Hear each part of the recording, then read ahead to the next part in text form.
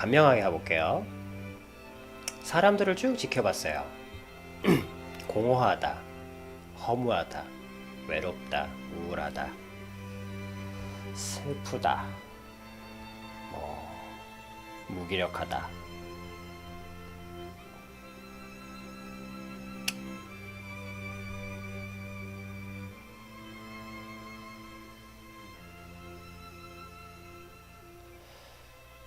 사람들은, 여러분들이 생각하죠. 사람들은 행복하게 살고 싶어 한다.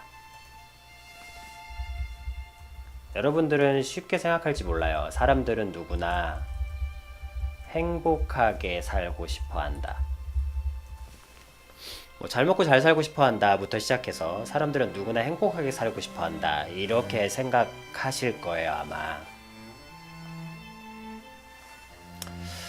근데 제가 찾은 답은 그게 아니었어요.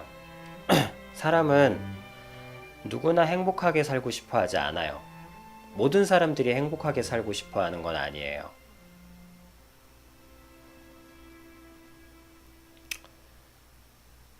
그 유신 정권 시절에 막 자기 몸을 막 던졌던 그 대학생들 생각해 보세요. 그게 행복하고 무슨 상관이 있나? 그죠? 그리고 지금 일어나는 모든 일들, 그리고 저조차도 그렇고, 저 한 크리스찬, 그리고 진짜 크리스찬들도 뭐 이런, 그건 뭐 어떤 다른 부분이 있으니까 뭐 그럴 수도 있겠지만, 그래, 뭐 비유를 들자면 그게 제일 좋겠다. 유신 정권 시절에 막 몸을 던졌던 막 그런 분들. 모든 사람들이 행복하게 살고 싶어 하는 건 아니에요. 저 행복이라는 가치에 많은 사람들이 들어가지가 않아요. 저는 일생을 이거 하나면 돼. 이거야. 이거 하나면 돼. 이거면 돼. 그리고 이 한마디구나. 이런 거를 평생 찾아왔거든요. 그래야 내가 행동을 할 수 있으니까. 모든 사람들이 행복을 찾고 싶어 하는 게 맞다면 나도 뭐 행복을 찾아봐야 되는 거고. 근데 여러분들이 다 행복하고 싶어서 지금은 너무 모르니까, 지금은 정말 아무것도 없으니까. 그래서 제가 지금 하고 있는 건 여러분들이 그래, 뭐 행복한 게 나쁜 건 아니다, 행복해 봐라.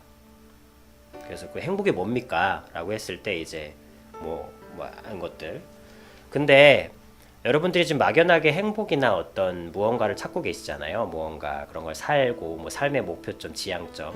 근데 모든 사람들이 행복하게 살고 싶은 게 아니에요. 살고 싶어 하지 않더라고요. 부자들도 마찬가지. 잘 먹고 잘 사는 분들도 마찬가지예요.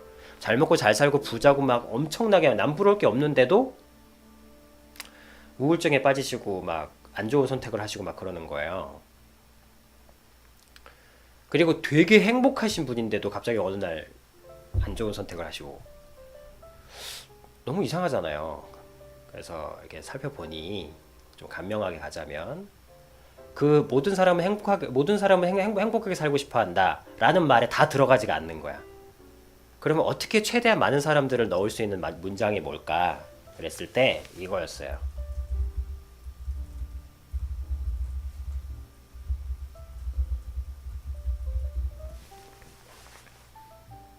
이 한마디에 거의 다 들어가더라고요.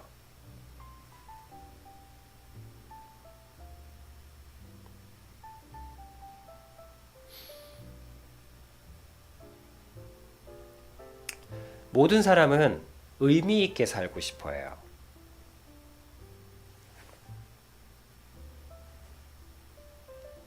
모든 사람은 의미 있게 살고 싶어 해요. 부자인 사람도 이 부자가 주는 의미를 찾지 못하면 그냥 뭐 아무 의미 그게 없는 거예요. 그러니까 부자가 그러니까 모든 상황에 다 사람들은 의미 있게 살고 싶어요. 자기가 사는데 이유가 분명하길 바래요. 그래서 유신 정권에서 막 몸을 던지는 거예요. 아무 그것도 없는데 불합리함과 부도덕함을 보고 분노하고 막 달려드는 거예요. 그걸 바꾸기 위해서. 바꾸는 다른 방법을 못 찾겠으니까. 왜? 그걸 바로잡기 위해서 자기 자신을 불사르는 것이 내 자신에게 의미가 있기 때문이에요. 그러면 바꿔 얘기하면 여러분들이 빠져있는 모든 슬픔들, 그러니까 그렇게 의미 있음이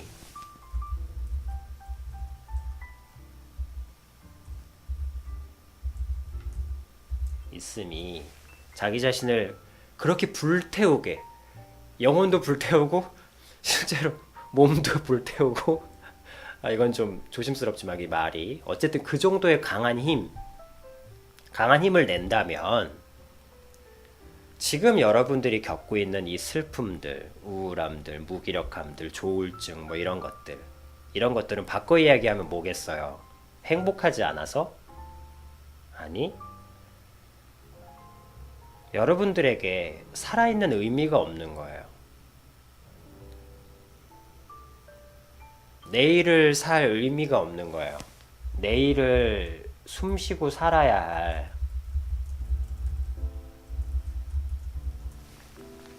내일을 숨쉬고 살아야 할 의미가 없는 거예요. 아무 의미가 없는 거예요. 내일 내가 그 의미를 잃어버린 거예요. 아니, 애초에 의미가 있었던 적도 없었을지도 몰라요.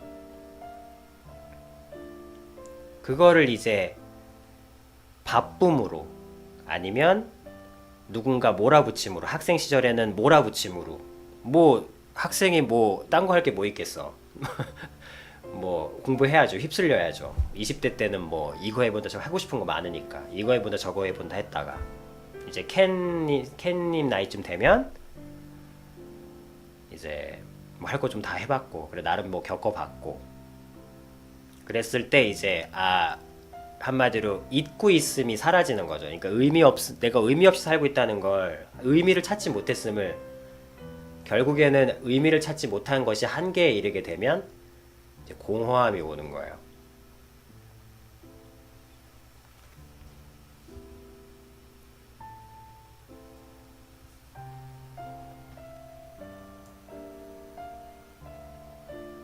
그래서 저는 마음이 공허했던 적은 없어요. 저에게 질문을 하셨으니까 저는 마음이 공허했던 적은 없어요. 왜냐하면 저는 아주 어린 시절부터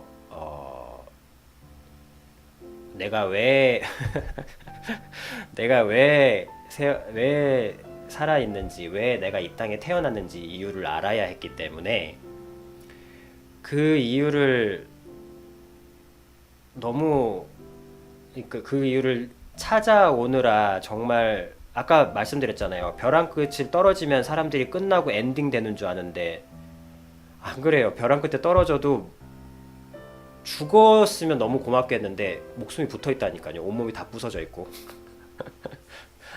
그런 고통을 겪긴 겪었지만 공허했던 적은 없어요. 왜냐면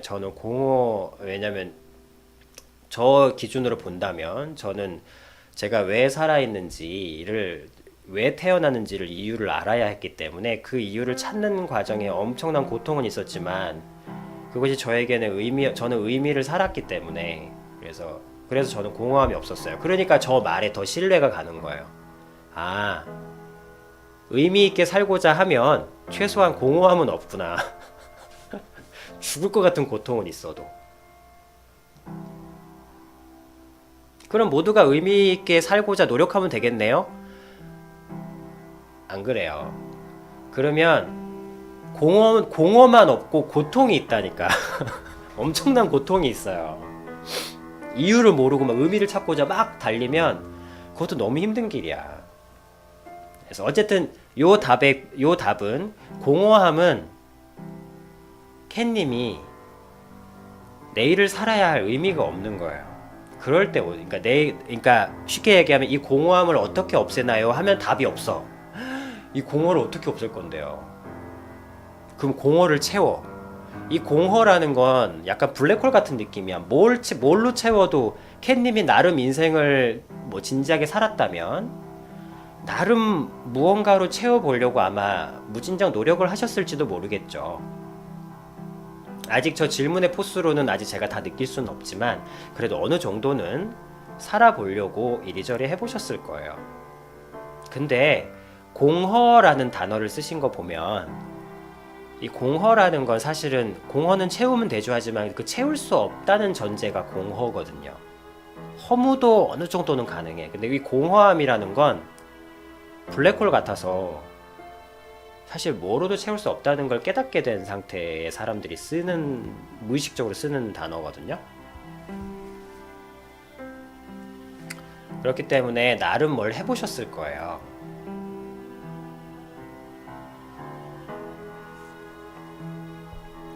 그랬을 때 채울 수 없는 걸 채우려고 해야 되면은 못 채우니까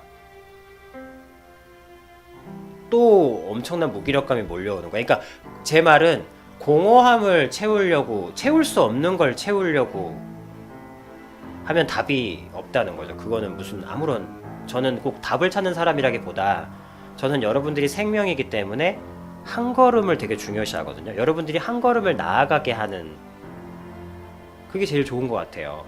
그게 아버지의 역할이고, 아버지는, 선생님은 무언가를 가르치는 사람이지만 아버지는 한 걸음을 걷게 하는데 옆에 있는 존재잖아요. 부모는, 그죠? 그러니까 뭐 대답, 정답, 해답 이런 말은 아비님이 좋아하지 않아요. 그거는 그렇지 않지만 한 걸음은 걸었으면 좋겠는 거예요. 여러분들이 한 걸음을. 근데 막 허공에다 헛발질하는 느낌이 너무 싫은 거예요. 나는. 그래서 공허라는 거에 포인트를 두면 아무 걸음도 걸을 수가 없어. 헛수고밖에 안 되는 거예요.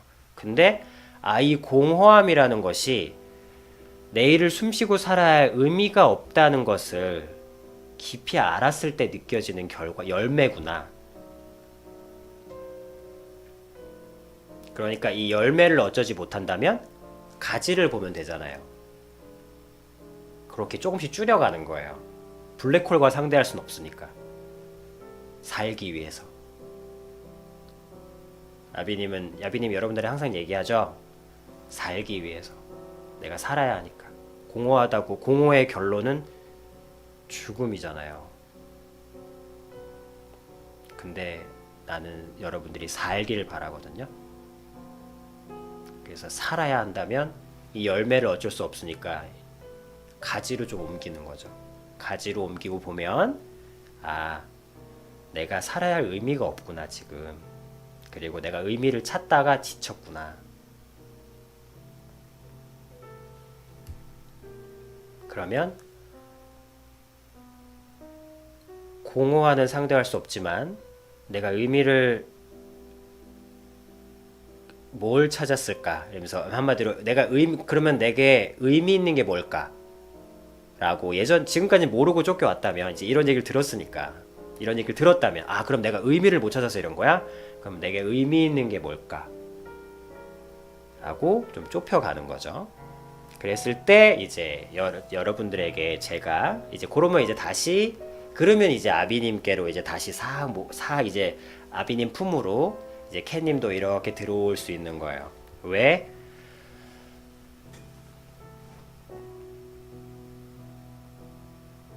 얼마 전에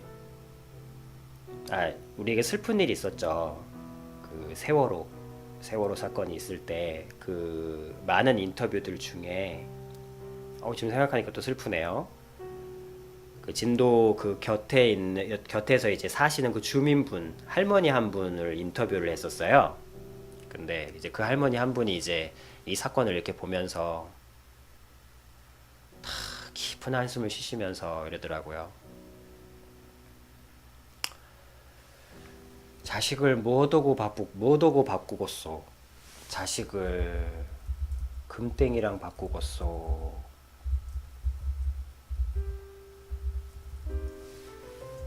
자식을 금땡이랑 바꾸겠소. 무엇이랑 바꾸겠소. 한마디로 그 말은 자식보다 귀한 게, 자식보다 의미 있는 것이 부모에게 무엇이 더 있겠소.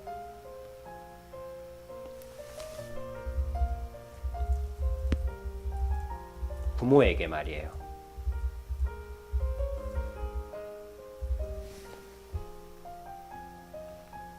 그럼 뭐예요? 부모에게는 자식이 의미인 거예요. 자식보다 큰 의미가 없는 거야. 그래서 아마 엄마는 강한가 봐요.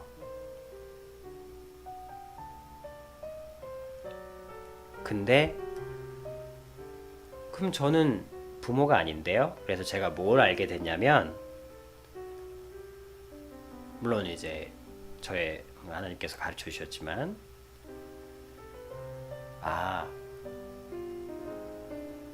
자식보다 귀한 게 있다는 걸 알게 된 거죠. 그러니까 저토록 부모에게 자식이란 존재가 의미 있는 것이라면, 그러면 사람은 부모만 되면은 뭐 이런 게 있잖아요. 근데 제가 뭘 알게 되니, 그렇게 보다 보니까 부모와 자식보다 더 가까운 관계가 있다는 걸 알게 된 거죠. 절벽에서 떨어져가지고 창에 가시에 꼽혀가지고 피를 흘리면서 알게 됐죠.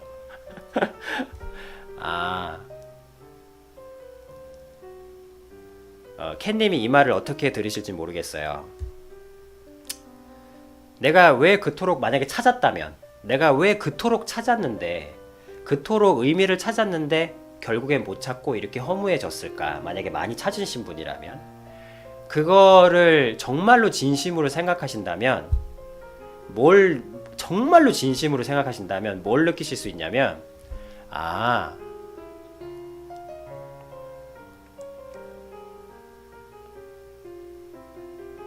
내가 찾자면 찾을 수 있도록 따라와 준 나.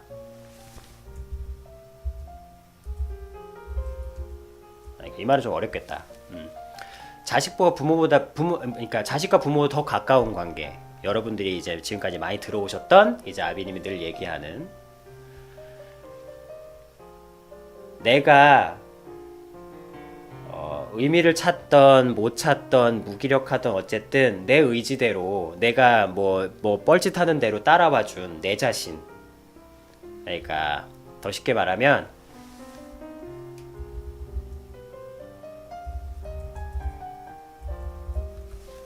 내가 내 것이 아니더라라는 걸 알게 된 거죠.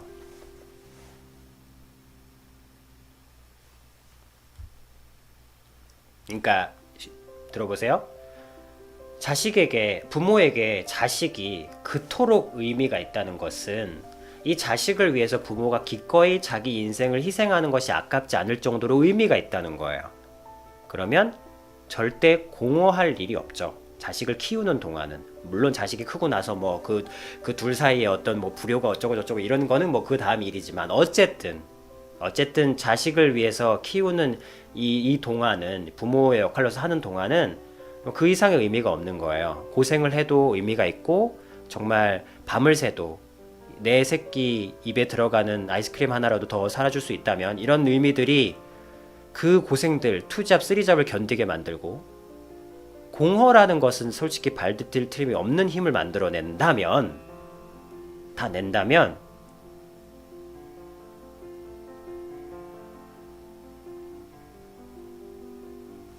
내가 내 것이 아니라는 거 알았잖아요. 그러면 내 자신과 그러면 내 자신은 나에게 얼마나 더 큰 의미일까?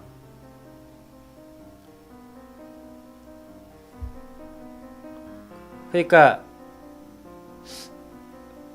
이거를 이제 여러분들이, 그러니까 내가 내 것이 아니라고 생각하면, 그러니까 부모가 자식을 바라보는 마음 그대로 내가 내 자신을 바라볼 수 있는 거예요. 그러니까 여러분들이 만약에 의미 없고 허무하다면, 그 이유는 뭐냐면 여러분들이 의미 없고 허무할 수 있도록 내 자신이 말없이 따라와 준 거예요. 여러분들이 뻘짓을 해도, 그러니까 조금 이렇게 얘기하자면, 여러분들이 그래도 뻘짓하고 싶으면 뻘짓하도록 내가 허락해 준 거야. 내가 술 퍼먹고 싶다. 그러면 퍼먹을 수 있도록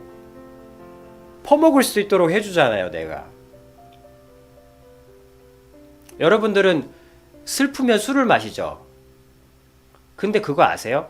슬플 때 술을 못 먹는 사람들도 있다는 거. 그러니까 그런 것들을 보면서 좀 알게 된 거예요. 여러 가지 하여튼 뭐 한마디로 설명할 수는 없죠. 그래서 결론을 얘기하자면 여러분들에게 가장 의미가 있는 것은 미래에 자식이 태어났을 때도 그 자식이 그토록 있다면 사실 그 전에 여러분들에게 가장 의미가 있는 것은 바로 여러분들의 생명이에요. 왜 주어졌는지도 모르고 태어난 자식이지만 물론 이 DNA는 내가 주었죠. 하지만 그 DNA가 신비롭게 결합돼서 나온 아이는 내가 디자인한 게 아니에요. 정말 내가 어떻게 받았는지도 모르고 받은 이 귀한 아이도 내게 그토록 의미가 있을진데 나와 완전히 일치되어 있는 내 자신은 얼마나 더 귀하겠냐고요. 그래서 본이 이제 계속 반복된 얘기지만 자기 자식을 내 거라고 생각하는 부모님일수록 자기 자식한테 되게 함부로 하는 거예요. 근데 자기 자식을 선물이라고 생각하는 부모님들은 자기 자식들이 너무 잘 크는 거예요. 바꿔 얘기하면 내가 의미가 없는 이유는 의미가 없도록 33년 동안 의미가 없는 내 선택까지 묵묵히 잘 따라와준 내 자신을 개무시했기 때문이에요. 알아보지 못했기 때문이에요.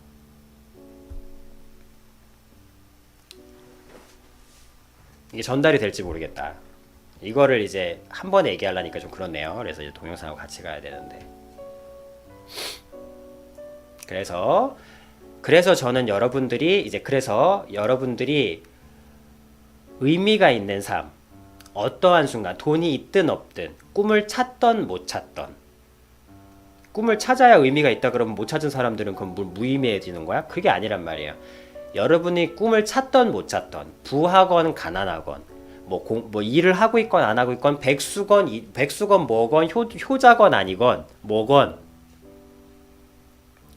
여러분들이 온전한 자신이 되기만 하면, 즉 여러분들 자신이 여러분들 게 아니라는 걸 알고 앞으로 태어날 자식한테도 그렇게 잘해줄 거라면 좀 미리 자기 자식보다 더 가까운 존재가 자기 자신이라는 걸 알고 여러분들이 여러분들 게 아니라는 거, 여러분들이 받은 생명이 진짜 무슨 캐캐묵은 여러분들의 생명은 소중한 거죠, 이런 바른 생활 얘기가 아니라니까요. 전 그런 얘기를 하는 게 아니에요. 여러분들이 여러분들 것이 아니라는 것을 알고 근데 여러분들이 여러분들 것이 아닌데 그래서 해야 되겠다. 가장 의미가 있는 것은 여러분들이 여러분들 자신이 자식보다 귀하다는 걸 아는 거예요. 그러니까 여러분들을 알면, 자기 자신을 알면 돼. 이게 자기 자신의 소리. 그래서 나온 말이 자기 자신과 대화하라요. 대화하는 거. 대화는 서로 처음 만난 남녀 사이도 영혼을 하나로 묶어주는 기적을 낳잖아요. 대화라는 건. 그럼 자기 자신하고 대화를 나눈다는 건 내 자신과 하나가 된다는 거죠. 영혼이 하나로 묶인다는 거예요. 그렇잖아요. 생면부지의 남녀가 만나서 몇 개월 동안 대화하면은 서로를 위해 결혼까지 하는 가까운 관계가 되죠. 그 힘은 대화잖아요. 자기 자신과 대화를 하게 되면 가장 의미 있는 일을 하는 거예요. 생명으로 태어나서 가장 의미 있는 일이에요. 가장 의미 있는 일이 내 자신과 대화를 통해서 영혼으로 하나로 묶이는 거예요. 쉽게 얘기하면 내 자신하고 결혼하는 거지. 이걸 바꿔 얘기하면 공허할 정도로 허무하다면 자기 자신과 3년 동안 대화 한마디 나누지 않은 거죠. 33년 동안 대화 한번 나누지 않은 부부를 생각하시면 돼요. 그래서 생명으로 태어나서 가장 의미 있는 것이 여러분들의 온전한 자신이 되는 거. 자식보다 귀한 것이 여러분들 생명이더라. 그래서 이 생명으로 태어나서 가장 의미 있는 것은 어떤 조건에 있건, 고하건 부모가 있건 없건, 생명으로 태어나서 가장 의미 있는 것은 여러분들 자신과 대화를 통해서 여러분들 자신과 영혼이 하나로 묶이는 거. 이게 비유가 어렵진 않죠. 남녀를 생각하면 되니까. 남녀가 대화로 결혼에 이르고 뭐 이르듯이 그렇게 묶이는 거. 그래서 그렇게 묶인 사람들. 근데 이 말이 어렵잖아요. 그래서 쉬운 말로 바꾼 거예요. 그래서 자기 자신하고 대화하는 사람들. 어려운 거 아니에요. 제가 뭐 이렇게 자기 자신과 대화하는 사람들 뭐 말을 이쁘게 하니까 그렇지. 저는 제 아내와 어떻게 영혼이 묶이면서 그렇게 되셨습니까? 이게 대화 많이 해요. 간단한 간명한 거 있잖아요. 자기 자신과 대화하는 사람들. 자기 자신하고 대화하는 사람들을 보니까 이 혼돈스러운 세상에도 정말 세월호가 일어나고 지진이 일어나고 막 할 때도 되게 고요하고 평안하시더라고요.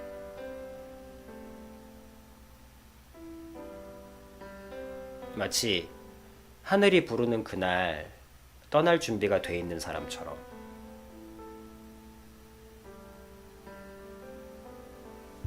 그래서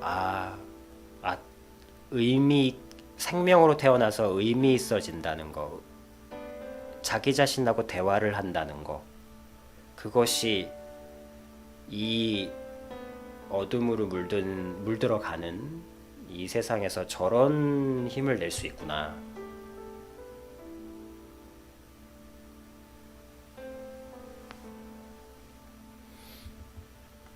물론 이제 크리스찬에게는 이제 하나님이 계시니까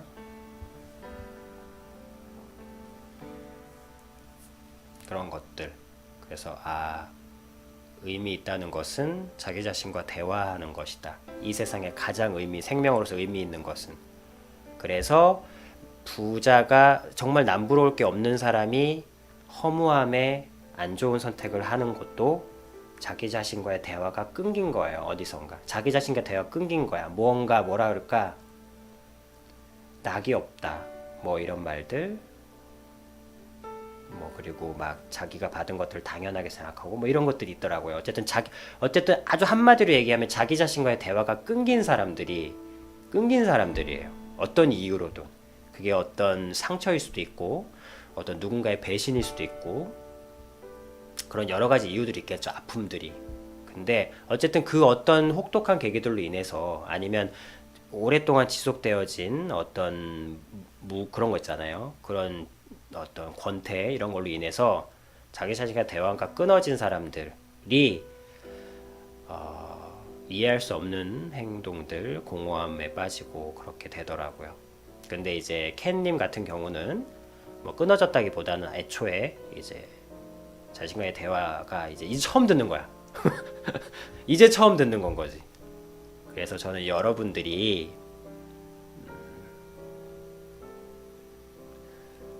고통을 겪어야 성숙하는 거 아니에요. 여러분 이제 오늘 마지막 얘기로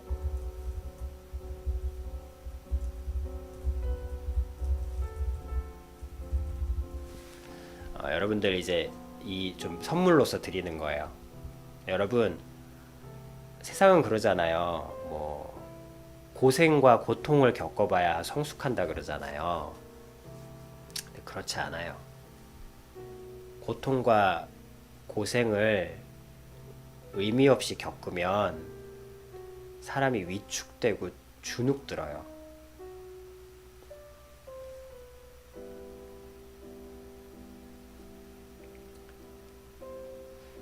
고통을 겪지 않고 그렇게 고생하지 않고 그렇게 무슨 대단한 역경을 딛지 않아도요. 여러분들 자신과 대화하면서 생명으로 태어나서 가장 의미 있는 행위를 하시고 살면 고통을 겪어서 성숙한 사람보다 훨씬 더 지혜롭고 평안해지실 수 있어요. 제가 이 얘기를 여러분들한테 할 수 있어서 참 감사해요. 저는 몸은 감히 말씀드리지 못하지만 영혼의 고통의 밑바닥까지는 가봤거든요. 저를 일부러 몰아넣은 것도 있고 거의 뭐 죽음도 몇 번씩. 그렇지만 그래서 제가 어느 정도 감히 말씀드릴 수 있는 거예요. 그리고 이거는 어떤 저의 일 경험이 아니라 제가 무슨 내가 내 일개 이 개인의 경험이 뭐 아무리 뭐라 한들 뭘 얘기할 수 있겠어요. 오랜 시간의 통찰과 여러 많은 사람들의 그걸 보고서 그래서 기쁘게 말씀드릴 수 있는 거예요. 여러분 뭐 인내는 쓰지만 열매는 달다. 뭐 고통을 겪을수록 아픈 만큼 성숙해진다. 그렇지 않아요. 아프면 제기를 못해요.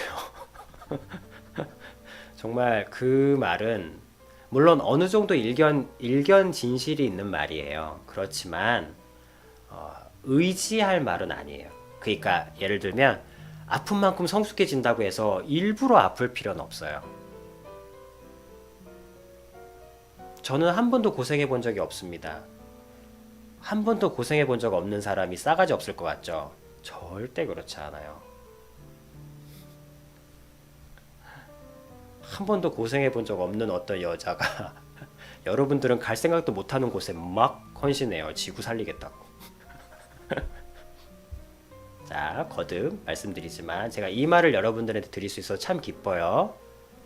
그냥 여러분 고생해도 무기력하고 뭐 돈도 없고 저는 뭐 부모님 사랑도 못 받았고 뭐 금수저네 흙수저네 은수저네 뭐 이런 얘기들 많이 하잖아요. 세상에서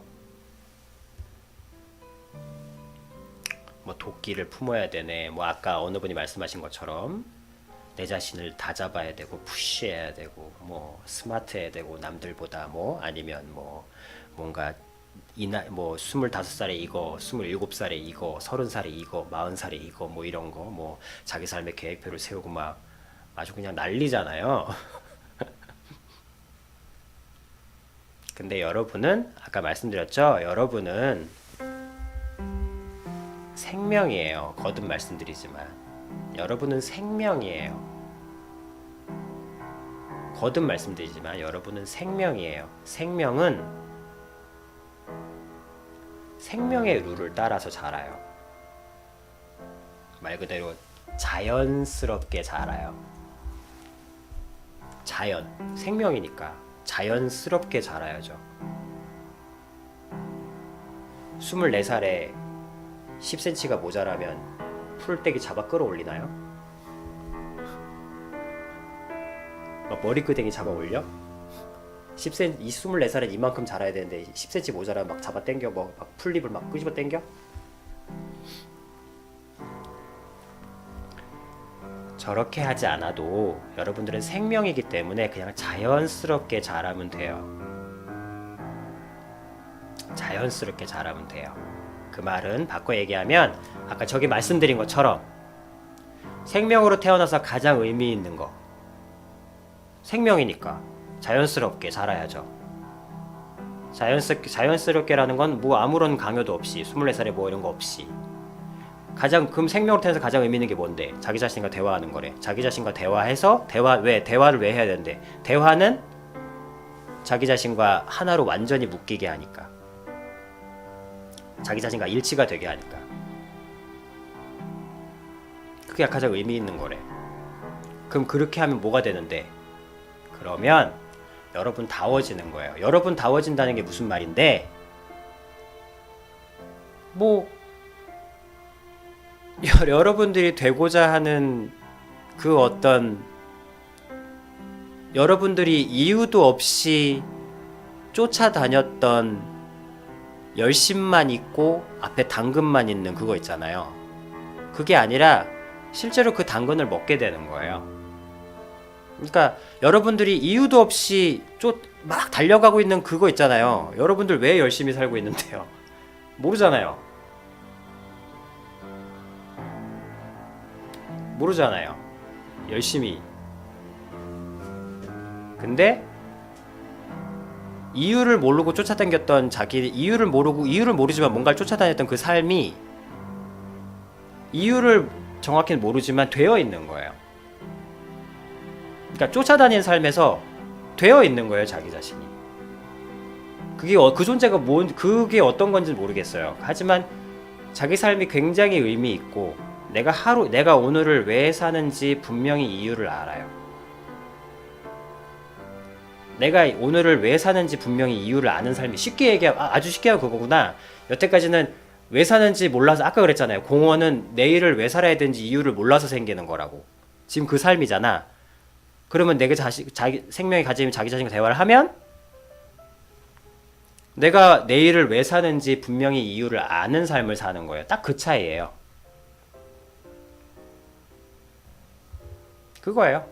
그거를 여러분들에게 그러면 자기 자신하고 대화하는 게 어떤 건데요? 하는 걸 여러분들에게 가르쳐 드리고 있는 게 바로 이 아비님 채널이고 아비님의 영상들인 거예요.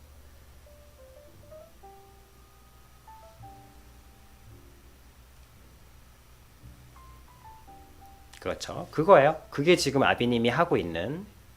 그러려면 선생님이 아니라 아버지가 되어야 하는 거예요.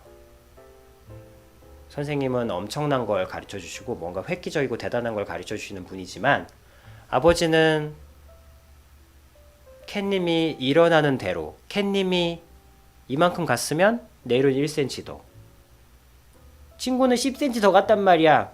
그건 친구고 너는 1cm.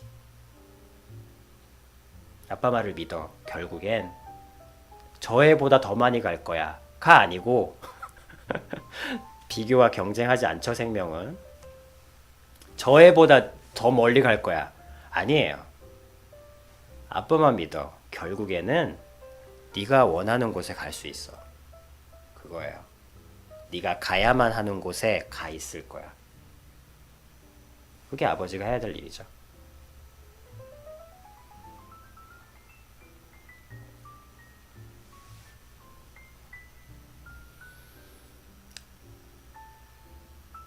자, 그대로 잘 음미해 보세요. 그러면 오늘 공허함은 좀 사라지실 거예요. 약간 희석되실 거예요.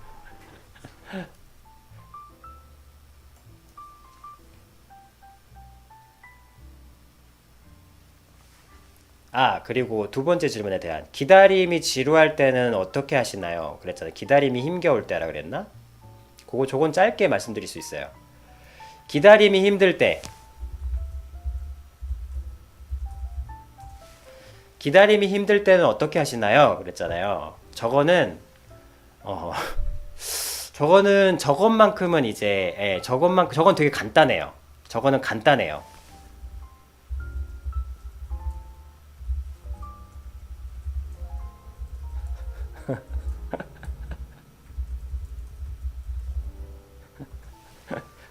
기다리게 돼요. 저건 아주 간단해요. 기다림이 힘들 때 어떻게 하냐 그랬잖아요. 그러면 서두르다가 망쳐본 경험이 충분히 쌓이면 기다리게 돼요. 바로 그게 아버지가 해주는 게 바로 그건 것 같아. 아버지가 모든 걸 가르쳐 주지만, 에이 아빠 말 그거 아닌 것 같은데, 아니 내가 볼 땐 이렇게 하면 될 것 같구만. 아빠는 6개월 기다려 그랬는데, 그런 거 있잖아요. 이거 뚜껑 일주일은 열면 안 돼. 일주일은 기다려야 된다. 그러면 에이 조금 열어보는데 뭐. 지금 열어보는 거야. 그럼 산소 들어가가지고 다 망쳐진 거지. 저거는 경험으로서, 저거를 겪게 해주는 게 또 아버지인 것 같아요. 저 기다림은 가르쳐 주는 거예요. 그러니까 캣님이 체험하도록 아버지가 가르쳐 주는 거예요. 기회를 주는 거예요. 저거를 아버지들이 가르쳐 주는 거예요. 자기 자녀에게.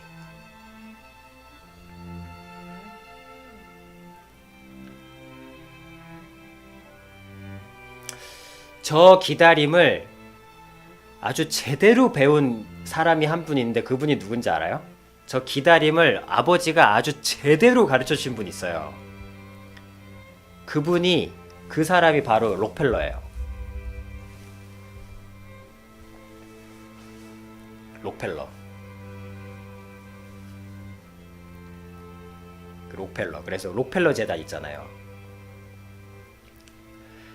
그 아버지가 록펠러한테 어릴 때부터 뭐지? 돈을 굴리는 법을 가르쳐 준 거야. 물론 뭐 돈이라서 뭐 저 동의는 못 하겠습니다만 어쨌든 한 푼도 주지 않고 정말 1원이 2원이 되고 2원이 3원이 되고 3원이 4원이 되고 하는 걸 정말 느리게 가르쳤어요. 물론 그 안에서 실패한 경우도 많겠죠. 5살 땐가부터 가르쳤던 것 같아요. 처음에는 엄청나게 느렸고 부자잖아요. 그러니까 막 친구들은 막 로봇 사고 막 엄청나게 사는데 얘는 1원 갖고 있는 거예요. 진짜 1원. 여러분 농담이 아니고 진짜 1원이에요. 1원. 지금 현금도 없는 1원짜리를 가르쳐 주는 거예요. 1원짜리. 이 1원이 2원이 되기 위해서 그 기간은 1원이 2원 되는데 진짜 1년 막 5살짜리가 뭘 할 수 있겠어요. 그걸 막 가리킨 거야. 엄청나게 가리킨 거예요. 그래서 돈을 빌리고 이게 고리대부 어쨌든 고리대금을 가르친 거야. 고리대금을 12살 때 용돈으로 굴리는 돈이 같은 나이의 애들의 거의 몇십 배였대요. 근데 저는 그렇게 동의는 하지 않아요. 저는 고리대금에 동의하지 않아요. 막 동생한테 이자 받고 돈 빌려주고 막 그랬으니까. 어쨌든 저 기다림을 초창기부터 가르치면 저 정도 힘이 생겨요. 그래서 저런 아이가 30대가 돼봐. 그러니까 그러면 지구를 덮는 그 부호가 되죠. 뭐 어쨌든 그건 예지만 어쨌든 저거는 의미와는 관계없는 거예요. 지금 이 얘기는 그렇다고 고리대금 하라는 게 아니고 지금 이 테마는 기다림에 대한 얘기를 하는 거니까. 그래서 아버지는 그러니까 기다림이라는 것은 경험으로 배우게 되는 거예요. 설명이나 이런 걸로는 안 돼요. 그래서 캣님이 실수할 수 있도록 그리고 실패할 걸 뻔히 알면서 아버지는 지켜보죠. 그래서 이 성인이 된다는 거는 그리고 어느 정도 때가 된다는 거 있잖아요. 아까 그러니까 저것도 기다리는 거예요. 그러니까 처음에는 다 될 것 같고 마음 먹으면 다 될 것 같은데 안 되잖아요. 그래서 그거를 이제 겪게 하는 거예요. 그래서 기다림이 너무 힘들 때마다 살짝 돌아보는 거예요. 내 일기장을 펼쳐보는 거야. 그랬을 때 내가 기다리는 게 힘들어서 서두르다가 실패했던 많은 생명들, 많은 기회들 그런 걸 생각하면서 그러면 이제 어느 정도 때가 되면 자연스럽게 인내가 생기는 거예요. 그래서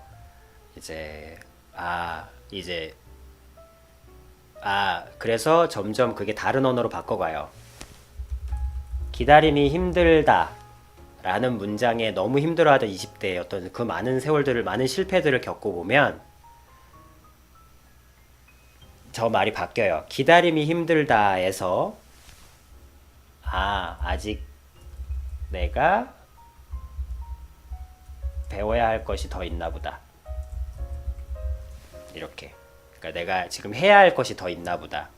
이런 말들로 바뀌어가요. 그러니까 지금 내가 만약에 뭔가 더디게 뭔가 진행된다면 일단은 내가 서두를 때 실패했던 경험들이 생각이 나요. 자연스럽게. 안 날 수가 없지.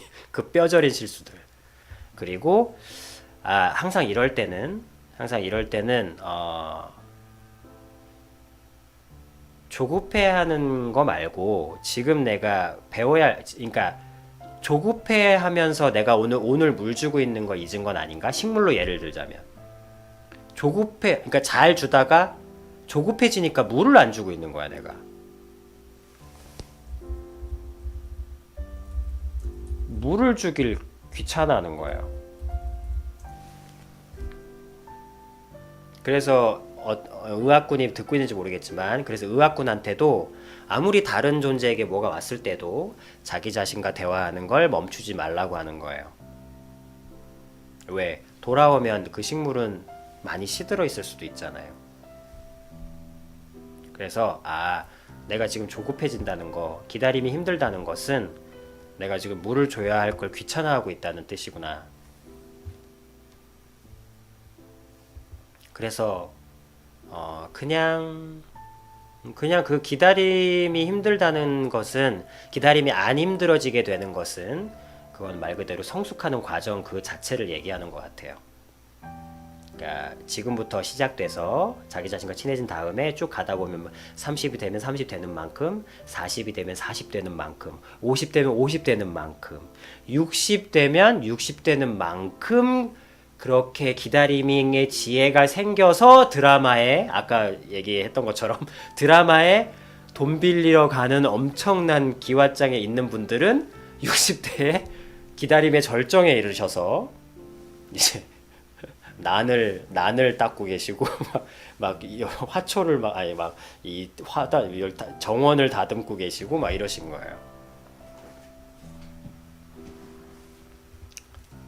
그래서 기다림이 힘들다라는 부분은 몸으로 겪는 거라는 거. 그래서 그래 그건 것 같아요. 그래서 캣님이 물어본 그 두 얘기가 하나는 의미이고 하나는 공허는 영혼과 관련된 거고, 이 기다림은 육신과 관련된 거, 경험과 관련된 거예요. 그러니까 그 둘을 사실 동시에 물어보신 거죠. 영혼, 육을. 그렇게 들으시면 돼요. 그러니까 알아가시는 만큼 기다림이 힘들 때마다 아비님은 한번 해보세요. 그러면 해보시고 겪어보시고 어떤 일이 일어나는지 배웁시다. 어떻게 망가지는지 어떻게 일이 안 되는지 배웁시다. 언제까지? 내 자신이 납득이 될 때까지. 정말로 안 되는구나, 조급하면. 오케이, 이 정도 얘기로 공허도 기다림도 그렇게 만져봤네요. 자, 간단하게 얘기한다고 하면서